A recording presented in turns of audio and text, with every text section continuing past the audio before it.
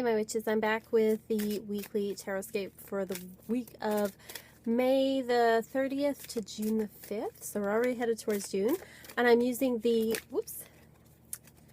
Wild Wisdom of the Fairy Oracle, one of my favorite decks that I'm using for the month of May. And May's almost done, so I thought I would bring her out. And if you want to go check my blog for what's going on astrologically, we have new moon coming up on Saturday. It's going to be new moon in Gemini, and it's conjunct with Venus, so a good time, good weekend for getting out and socializing. But we also have a grand cross going on, which is creating some tensions, and a grand trine, which has an opportunity to see things differently. So if you want all the details, though, check out the blog. So let's see what's happening for each sign this week. All right, so as always, start with Aries. We have Midnight Prince, ask for what you want, be honest. So Aries, this is really a time that you need to go for it, to state what you want, to be assertive, to really put it out there to the universe what you want to manifest this month from June, especially with the new moon coming. Don't be afraid to ask specifically for what you want and be very specific about it. For Taurus, we have the three graces. So Taurus, this is a great time to start a new venture with friends, especially working together with people and groups of people will accomplish a lot more this week than working alone. It also shows that you might need to get out and have some fun with your friends this week, because cooperative ventures and being around with others is going to be, very important for you, and also just relaxing and having some fun.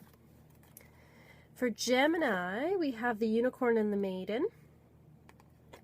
So Gemini, this is a time where you're going to have to maybe take a step back and do things quietly without telling everybody. So if you want to start a new venture, start something new, this is a time where, rather than going around telling everyone about it and then, you'll dissipate your energy, it's saying that you might have to kind of start things quietly on your own and not say so much and be kind of discreet about it.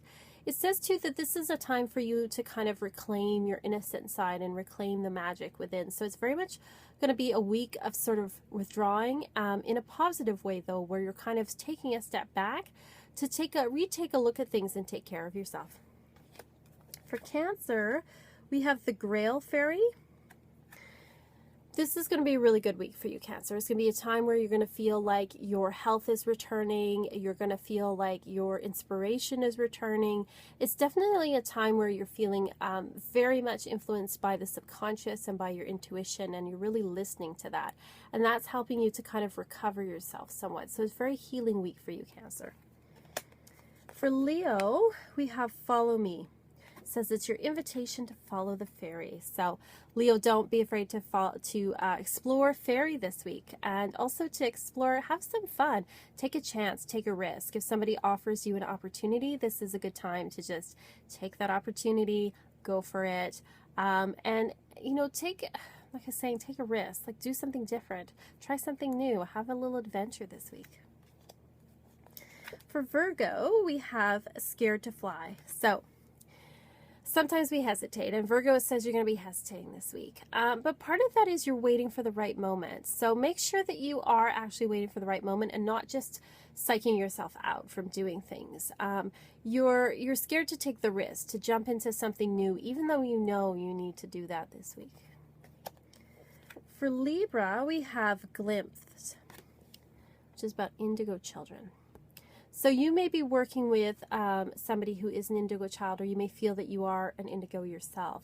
And it's saying to honor that and to know that your sensitivity is a gift, that your ability to see when things are unjust is a gift, that these are things that the world needs, and that you need to kind of honor that and to be very gentle with yourself. And if you have people around you like that, to honor their skills as well.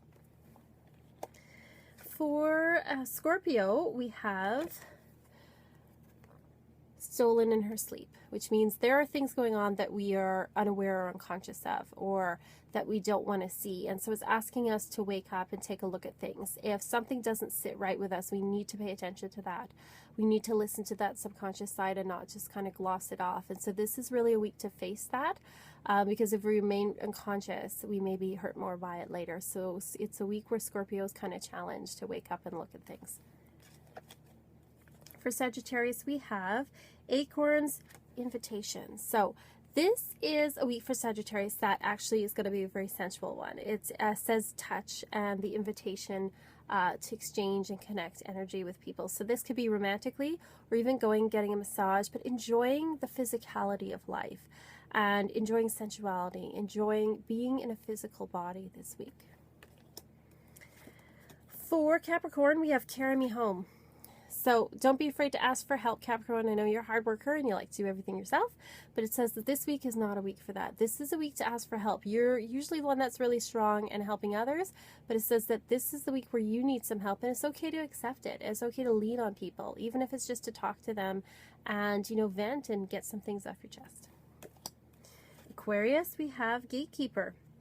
So Aquarius, pay attention this week, again, to your intuition. And unlike Cancer, where it's more sort of associated with the subconscious moon, this is more like you're tuning into the other world, into the fairy. So if you kind of notice weird things or see things out of the corner of your eye or hear things, this is something to pay attention to. And it's saying that you have that ability to kind of connect with things and to honor that this week. And Pisces, we have mother and daughter. So it's mothering and teaching. So this is a great time to spend with children, particularly if you have a daughter. Good time to spend with your mother as well. And sorry, lighting's all over the place here. Very strange.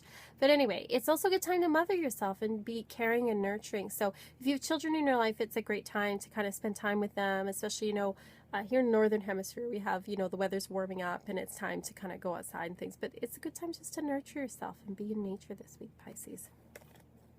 And finally, the overall one for the week is Dragon's Pet. So it is a good week for getting a new pet or communicating with your pet.